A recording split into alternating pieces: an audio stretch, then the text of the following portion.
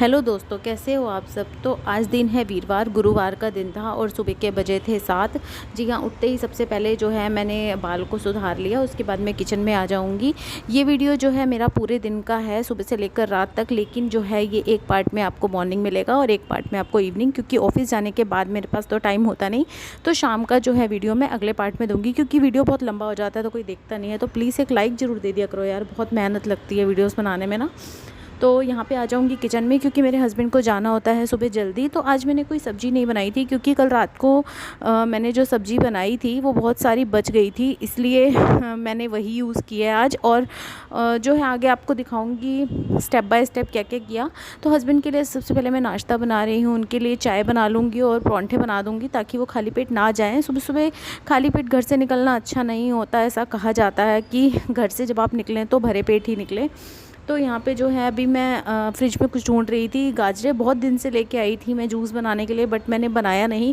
तो आज मेरा मन किया यार, बहुत दिन हो गए गाजर लाए हुए, ख़राब हो जाएंगी, वेस्ट क्यों करनी, इसका जूस ही बना लिया जाए। तो मेरे पास ये कुछ गाजरें पड़ी थी और 2-3 टमाटर और थोड़ा सा एक संतरा रखा हुआ था, तो वो इसको मिक्स करके मैं जूस बनाऊँगी।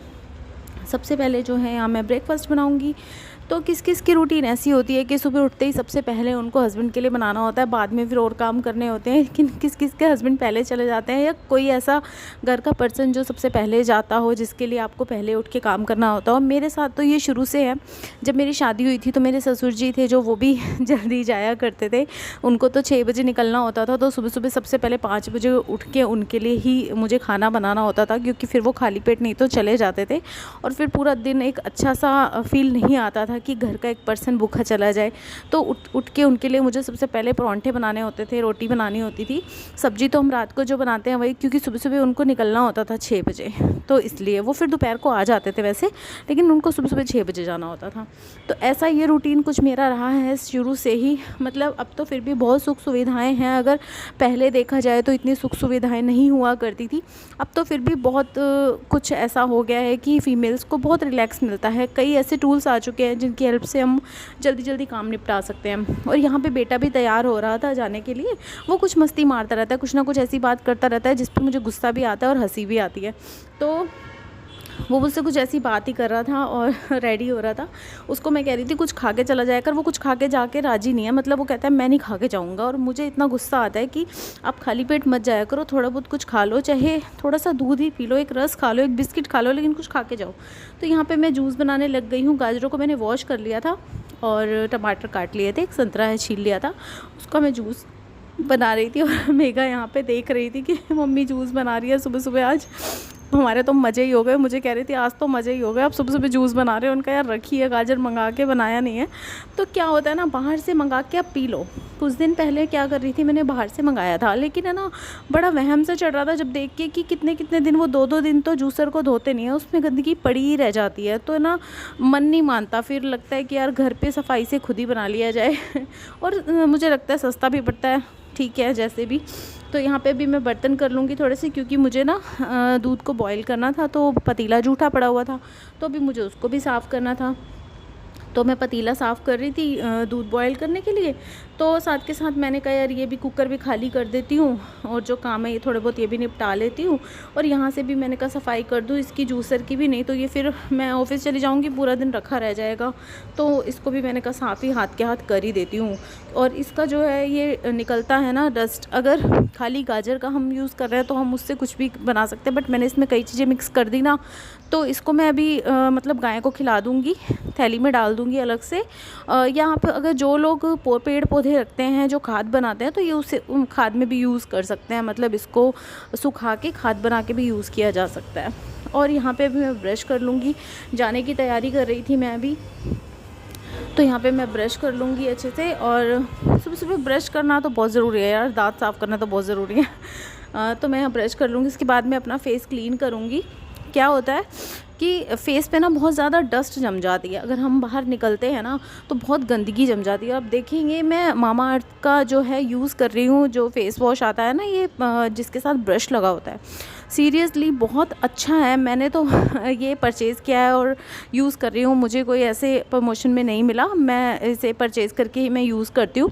बिलीव मी ये इतना अच्छा है ना, इतना इतना अच्छा रिज़ल्ट इसने मेरे फेस पे दिया ना, इसको यूज़ करने के बाद मेरा फेस एकदम सॉफ्ट हो जाता है।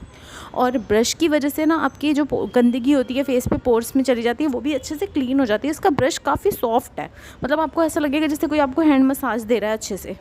और अभी मैं आपको दिखाऊंगी मेरे फेस में ना बिल्कुल भी, मतलब पहले क्या था, मेरे ब्लैक हेड्स भी बहुत हो जाते थे, पर इसे जब से यूज़ कर रही हूँ ना, मैं नोज़ पे अच्छे से रगड़ लेती हूँ इसको मेरे ना ब्लैक हेड्स भी ठीक हो गए, मतलब ब्लैक हेड्स मुझे नहीं हुए, थोड़े बहुत होते हैं तो फिर मैं इसे अच्छे से यूज़ करती रहती हूँ, ठीक हो जाते हैं। तो यहाँ पे मेघा गई थी, मूली लेके आई है, और मूली ले आई, मैंने सोचा चल मूली के परांठे बनाती हूँ यार, क्योंकि सब्ज़ी तो अभी बनाई नहीं है, और मेरा कुछ वो रात वाली सब्ज़ी खाने का मन था नहीं। वैसे मैं थोड़ा कम ही खाती हूँ सब्ज़ी, सुबह मुझे परांठे, जब सर्दियाँ हैं ना तो परांठे जो फिलिंग वाले परांठे होते हैं ना, जैसे चाहे तो मेथी के लगाएं, बथुए के या आलू के या मूली के, इन सबके परांठे बहुत पसंद है, गोभी के तो इसलिए मुझे लगता है जब तक ये चीज़ें हैं कि उन्हें इसके मतलब भर के परांठे ही बनाए जाए।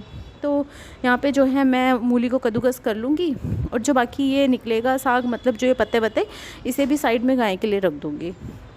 और थोड़े से 2-4 मैं ना पत्ते जो होते हैं उसको भी मतलब काट के मैं मूली के परांठों में मिक्स करूँगी, बहुत अच्छा टेस्ट आता है। या तो धनिया है तो आप धनिया यूज़ कर सकते हैं, पर मेरे पास धनिया नहीं था तो मैं इसलिए मूली के पत्ते ही धो के काट के डाल लूँगी, थोड़े से ही डालूँगी, 2-3, ज़्यादा नहीं, छोटे छोटे वाले होते हैं ना जो कच्चे कच्चे से।